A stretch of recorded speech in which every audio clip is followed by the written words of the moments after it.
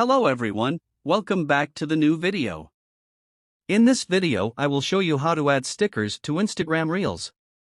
So let's start. First open your Instagram. Then swap to the left to open a camera. Now I am download a video from TikTok. You can add your video or you can recording now. So add your video. And go to add. When you add a video, tap on next. Now we need to add stickers. We will do like this. Tap on this little icon. And choose a sticker you want. You can move a sticker where you want on video. And you can add more stickers on same way.